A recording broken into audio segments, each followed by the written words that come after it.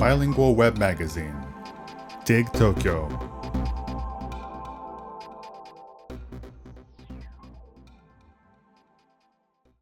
One, Frankie, a summer movie for our times.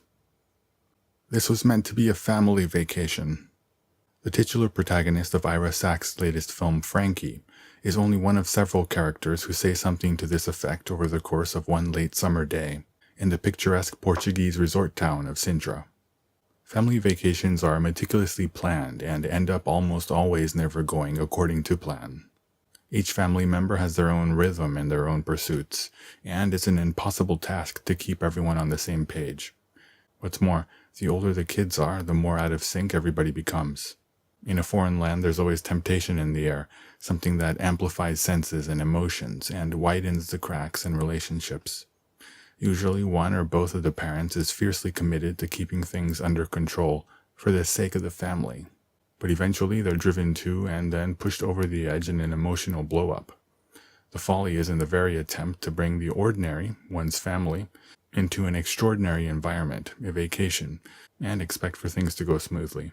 This year, with the new coronavirus pandemic forcing people around the world to put their summer vacation plans on hold, even the imperfect family vacation seems like it would be a pleasant escape from our reality. Frankie is the story of a dying French movie star played by Isabelle Huppert, who summons her family, and one close friend, to Sintra, Portugal, for one last vacation together. There's her husband Jimmy, Brendan Gleeson, her first husband Michel, Pascal Gregory, her son Paul, Jeremy Renier, her daughter-in-law Sylvia, Finette Robinson, along with her husband Ian, Ariane Bakare, and daughter Maya, Senia Nanua, and her close friend Irene, Marisa Tomei. It turns out that Frankie has orchestrated this family vacation with some ulterior motives, driven by her intention to get her affairs in order and ensure that certain family members are set up for the future she steadfastly envisions for them. Unfortunately, her grand production is almost immediately thrown off script. Sachs captures the subtle shifts in emotion and realizations among the members of the family as they spend a day meandering around the place the English poet George Gordon Byron called Glorious Eden. The themes of the fleetingness of life and the bonds of family are cast into relief against the backdrop of the end of the summer. The majority of films produced in Hollywood or Europe follow a similar trajectory as they are released in different regions around the world, and they almost always come to Japan last. Ample time is needed to both assess how a film fares overseas and to roll out a marketing campaign that maximizes its chances of doing well with Japanese audiences. Such delays on the account of cultural differences are not unique to Japan. There is usually several weeks or even months between when a Hollywood film is released in Europe or a European film is released in America. Although this is increasingly not the case when it comes to event-scale blockbusters, movie fans in Japan continue to find themselves late to the global conversation around cinema. Frankie, too, had its worldwide premiere at the Cannes Film Festival back in May 2019, followed by its French release at the end of August and its American release at the end of October. Critics praised its fairy tale-like setting and Huppert's graceful, magnetic performance. In the time since, COVID-19 has impacted our lives irrevocably, and the usual summer movie season has become a mirage. Summer 2019 feels like ages ago, and with summer 2020 we've entered the era of the staycation. It's ironic then that Frankie's August 2020 Japanese release makes its charms, its themes, and its message more resonant than ever. 2. French movie star Frankie, Isabelle Huppert. Frankie opens with Isabelle Huppert arriving and looking out across the idyllic patio of her hotel in Sintra, Portugal. She removes her saffron-colored robe, her bikini top, then dives into the clear blue waters of the pool. When her granddaughter-in-law Maya comes up to the edge of the pool and says, "There's people in the hotel, you know. They can take pictures." Frankie assures her, "That's okay. I'm very photogenic." Unfazed, she continues her graceful swim. Huppert, like the character she plays, is a famous French movie actress. Huppert made a name for herself by winning the Best Actress award at the Cannes Film Festival twice, for Claude Chabrol's Violette Nozière and Michael Haneke's The Piano Teacher. She has also won 2 Volpic Cups for Best Actress at the Venice Film Festival, for Chabrol's Story of Women and La Cérémonie, also known as A Judgment in Stone. and a Golden Bear at the Berlin International Film Festival as part of the cast as François Ozon's 8 Women. She received international acclaim for her performance in Paul Verhoeven's Elle, which garnered her a Golden Globe Award and a Best Actress nomination at the Academy Awards.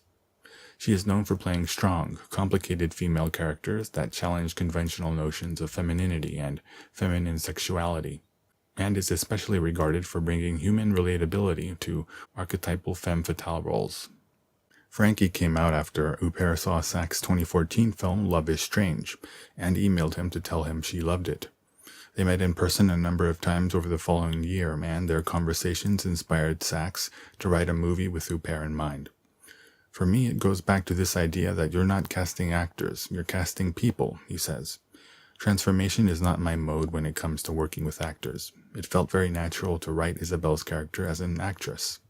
Frankie, who knows that her time is limited, at times appears so physically frail that the ocean breeze might carry her away, but her star aura remains as powerful as ever. Whether it's the opening scene at the pool or other scenes where she walks through a misty forest in her heels, her presence is undeniable. Even in scenes when she is not present, her influence is acutely felt. Much like the story itself, the family revolves around Frankie. Each member tries their best to keep their grief at bay for her sake, and are generally good-natured when they find themselves actors in her grand scheme. Gradually, however, it becomes clear that each is dealing with their own life-changing problems. In one scene, Frankie's husband, Jimmy, Brendan Gleeson, shakes his head and says, "You come up with all these crazy scenarios in your head. You think you can manipulate everything, don't you? You've seen all of this before." One of Frankie's ulterior motives is to bring together her unlucky-in-love son Paul, Jeremy Renier, with her good friend Eileen, Marisa Tomei. Eileen is a hair and makeup artist based in New York and grew close to Frankie after working on a movie together. She says that Frankie is the only actress in all her years working on film that she's become real friends with. Unfortunately for Frankie, Eileen shows up with her boyfriend Gary, Greg Kinnear, a second-unit DP working on some Star Wars film shooting in nearby Spain. In another scene, Frankie and Paul have perhaps the most heated argument in the movie, which culminates in him storming off like a child, leaving his mother behind in the woods. Just as Frankie's frustration reaches a boiling point, there comes Eileen walking down the road alone, having been separated from Gary amidst a flurry of tourists. After an emotional reunion, Eileen asks, "Do you have any idea where we are?" And Frankie responds, in exasperation, "I have no sense of direction." She's speaking about the fact that they're lost in the woods, of course, but in that moment she also appears to finally accept that while she may be an exceptional actress, her senses as a director are much less honed. 3. Director Ira Sachs and screenwriter Maurizio Zacharias. Director Ira Sachs is known for his intimate, nuanced portrayals of love, sexuality, gay identity, and family life. Born in Tennessee, the openly gay Sachs made his feature-length debut with 1998's The Delta, the story of a Jewish boy and an immigrant Vietnamese living in a Mississippi town, trying to cope with their homosexuality. The film was also screened at the 7th Annual Tokyo International Lesbian and Gay Film Festival.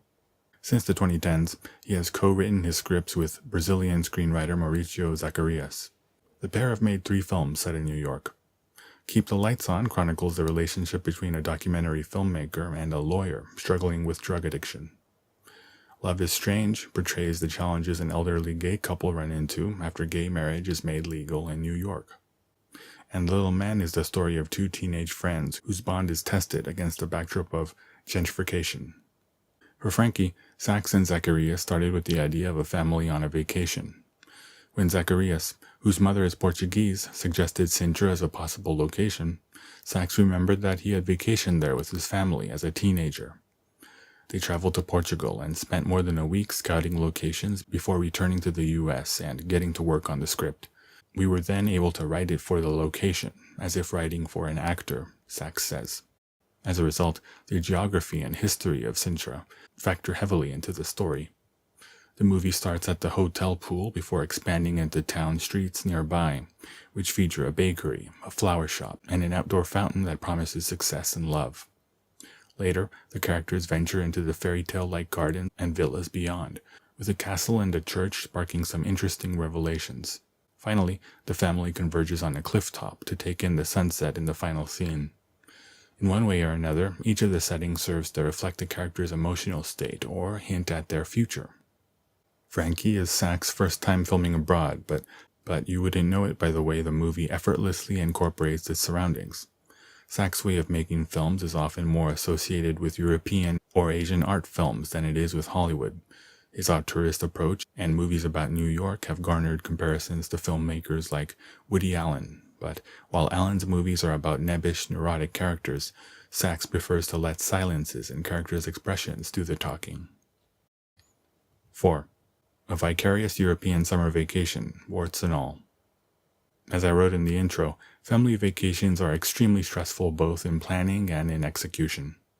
Movies about family vacations are usually comedies of errors, where things go increasingly off the rails until one or all of the characters reaches their limit in a dramatic and cathartic confrontation with the others. Frankie, in contrast, is a story driven not by errors but by slow conversations and subtle emotional shifts. Although Frankie herself knows her time is winding down, never once is she in a hurry to get somewhere. She lives her life on her terms and at her pace. Although Frankie is about family taking a vacation together, the family does not actually come together until the very last scene. Most of the film consists of 2 or 3 characters in conversation, attempting to deal with their own problems. Frankie's husband, Jimmy, is unable to imagine a life without her and is inconsolably sad throughout. But he attempts to keep it together for her sake. Her 30-something son, Paul, is struggling to achieve emotional independence from his mother, but instead can't help but fall back into the behavioral patterns of a child.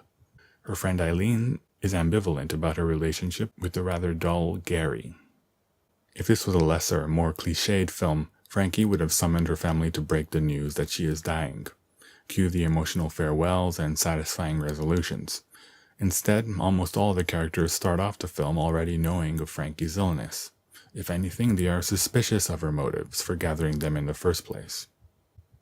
Frankie's granddaughter-in-law Maya, Senia Nanua, is having none of it. She declares the day her Independence Day and takes off for the beach alone. Each member of Frankie's family, and Eileen, is at a crossroads in life, but Sachs does not try to play the situation for drama. If anything, he depicts their struggles as just a natural part of life. Each time it feels as if someone is about to reach a breakthrough of some sort, the film switches its focus to another one of the characters. Unlike so many mainstream Hollywood films that are so dependent on momentum, this film is refreshing in the nonchalant way it unwinds its plot. It's more about situations and locations the characters find themselves in than it is about machinations, just like a good vacation should be. I would say it's a mature look at the family vacation, but as Frankie says, I hate that word, it's offensive. It all builds up to the final shot of the film, a long-held wide shot of the family arriving at a cliff top and taking in the ocean view and the sunset. Here, both Frankie the character and Sachs as a director do something unexpected. The sunset, of course, is a metaphor for the final phase of someone's life, and while Frankie accepts her fate, she defiantly demonstrates that she will live on her own terms. While illness is part of her life, it is not all of her life. You're not in a perpetual state of dying, Sachs says. You're actually in a perpetual state of living. You live until you die. For me, the character of Frankie is witness to that. 5. Epilogue. Japanese audiences will find that the cultural differences between how we think of vacation will greatly inform how they view Frankie. For example, Europeans, especially the French, savor the summer as a sacred time when the entire continent agrees to put everything on pause and go on vacation. Both adults and children alike take several weeks off to travel abroad, go hiking and camping, and on all sorts of experiences and adventures. It is a period of rejuvenation that is practically required by law. And just like Frankie is a protagonist of Sachs' film, family vacations are not about adults catering to the whims of children. In contrast, while Americans value their time off, they're not as obsessed with the idea of a lengthy summer vacation abroad, something that is reserved for high school and college graduates looking for one last adventure before hunkering down for school or work. In fact, other than first-generation and second-generation immigrants, and those on either the West or East Coast, many Americans have never even been overseas. What's more, While many Japanese will have trouble accepting the idea of Americans as especially diligent workers, the truth of the matter is that Americans have more working days and fewer holidays than their European counterparts. In almost every scene that Eileen's boyfriend Gary appears in, he is concerned more about work than he is about his surroundings. Even in the scenes where he talks about his relationship with Eileen, he manages to make the conversation about work. Unsurprisingly, he is the most pragmatic out of all the characters.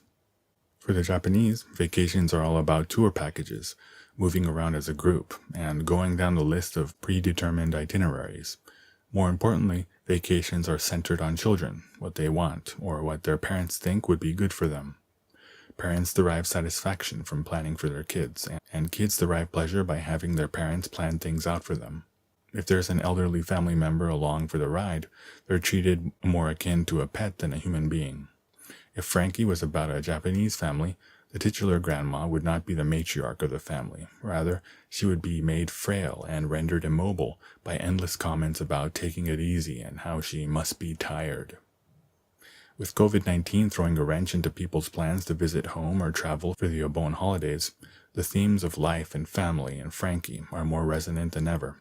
It couldn't be arriving in Japanese theaters at a better time. Experience Frankie's European family vacation unfold on screen, then go home and contemplate what it means to go on vacation, what it means to spend time with family, and what it means to live.